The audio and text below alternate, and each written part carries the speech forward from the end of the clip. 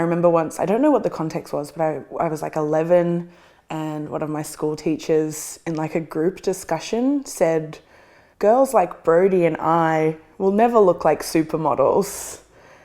And like she was like a middle-aged school teacher and I was an 11-year-old student, and I was just kind of like, oh, all right, I guess I didn't know that was something that I wanted, but I've just been told that that's like, you know, off the table for me.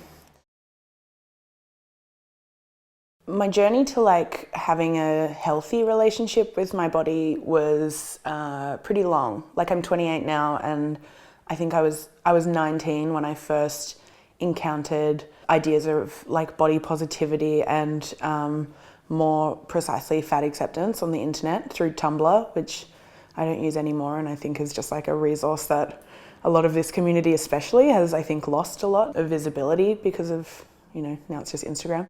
I saw Kim Selling, who is now a friend of mine, do a piece of performance poetry called Fat Bottom Girls. I watched a short documentary about, you know, fat activists in the States, and I realized that in order to not internalize the messages that I had been either implicitly or explicitly fed my whole life, I needed to embrace that word. And it was really hard because, you know, fat is an adjective. It's like a way to describe something, and to use it to describe yourself is to like remove it of all of the like, you know, spiky parts of it that were thrown at me. And that kind of thing affects, you know, the idea of like speaking up for yourself. There's always that little voice in the back of my head of like, oh, this person's, you know, behaving badly or treating someone badly or doing something wrong. I should do the right thing and tell them not to, or speak up or defend someone or whatever. But the back of my head is always, they're going to turn around and call you a fat bitch, or, you know, it's always the go-to. And being able to not use that word to attack myself and to embrace it and to use it to identify myself was like it was literally like I was facing this way my entire life and I just turned and faced the other way. It was like that drastic of a shift. It's not like you learn that and then like every day everything else is really easy. We still live in a world where, you know, thin is good and anything aside from thin is bad.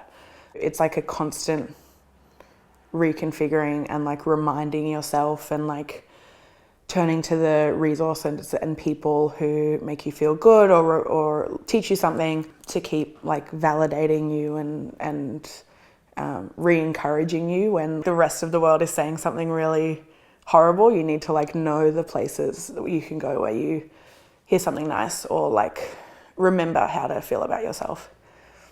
So I seek out people like Kim Selling, who I mentioned earlier, Leslie Kinzel, who wrote a book called Two Whole Cakes and used to write for Exo Jane a lot. Also, like I have friends who I met through the internet years ago, Nicolette Mason and Gabby Gregg, who now run a plus size clothing label called Prem. Yeah, I think a big part of it is just visibility, because one of the reasons that I found fat acceptance in the first place was that I visibly saw other fat women wearing nice clothes, living nice lives, having fun, not hiding, not wearing big sacks, and talking about their bodies in a way that, because it was always this thing of like, just don't talk about it and it'll go away. Or like, you can only talk about your body if you're actively trying to change it and make it smaller. And so people talking about their bodies as they are now and just posting a photo of their bodies on Tumblr was such a huge thing to like literally just be visible and present and in my life. The idea of seeing, this is something that I think about a lot and something that I really hope to make work that counteracts is the way that fat bodies are seen on screen and in books and stuff like that. But, you know, movies and TV are where I spend the most of my time, and where I got a lot of messages when I was a kid of what bodies are good and what ones are bad. I think I'm very aware of the way that people, fat women especially, are used as like comic devices if they're loud and funny and silly or brash or crass or whatever. You see on TV either TV and movies or whatever, fat women are either kind of like unfuckable or they're like highly sexualized, and that's a joke as well.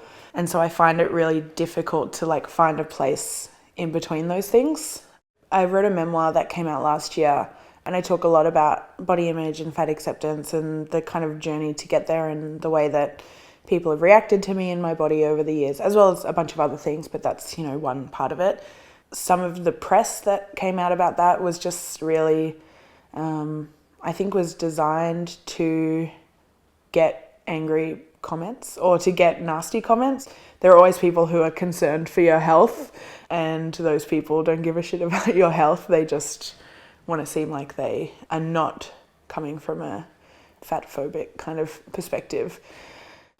There is always that thing in the back of my head, like even doing this, like this is a very supportive, safe environment to speak about these things, but there is always that voice in the back of my head that's like, someone's going to have something to say about it and it's going to be targeted to me. It's going to be personal. But you can't let that stop you from ever saying anything, you know, because then what good does it do? I do still struggle with it. Like I never want it to seem like I discovered these people who are living these great lives and then I realized I could too, and then everything was perfect, because I think a big part of it as well is realizing that it's not just people with bodies like mine who have bad self-esteem days or like days when they don't feel good. That's been a big part of like learning, is that it's people of all shapes and sizes who internalize the same messages from the world. Unless those messages stop, I don't think the feelings that we have about ourselves are going to stop.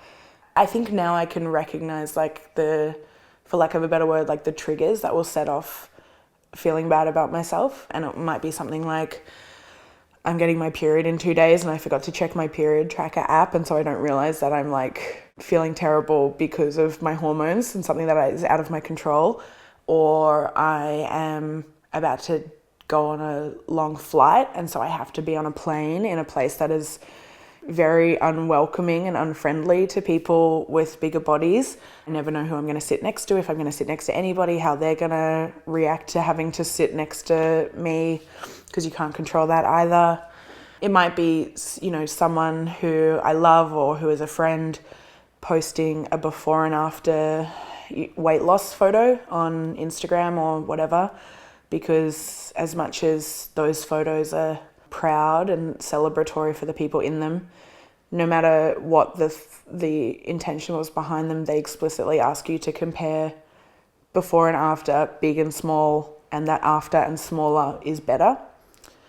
So it's often just like little flashes and reminders of these messages that everyone has internalized, and when those reminders come up again, I'm like, oh shit, like I still have to be actively like practicing the things that I first learned almost 10 years ago.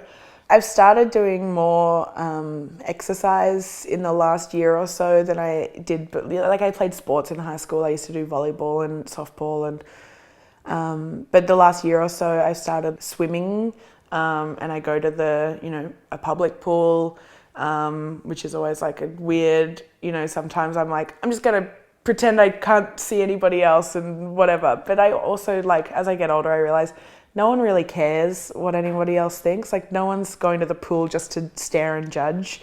If they are, they've got their own shit they need to deal with. And I know that now, because I know that when I was feeling critical and judgmental of other people, it was because I hadn't dealt with my own stuff. But, I just like go and have a swim, and the old ladies in their like bathing caps tell me they like my swimsuit, and I'm like, hey, thanks. I do a Pilates class once a week, and even though I know that like I don't like to look at myself in the mirror when I'm doing like stretches or lifting weights and all that kind of stuff, it makes me feel like strong and flexible, and like my body is capable of things that I didn't know it was before. I love that it just is it's like a constant in my life. I feel like I'm quoting somebody else here, but it's like the only home that I've ever had. And it's, like I said, it's like powerful and capable of things. It's strong, and I like that I'm tall. I like that I have, like when I started getting tattoos, I felt like much more in control, and I felt a lot more ownership over my body, because I know that being a woman in the world is often like everyone thinks they have some claim to you. So being able to like claim myself is really powerful. I just like that it is something that belongs to me and nobody else. Yeah.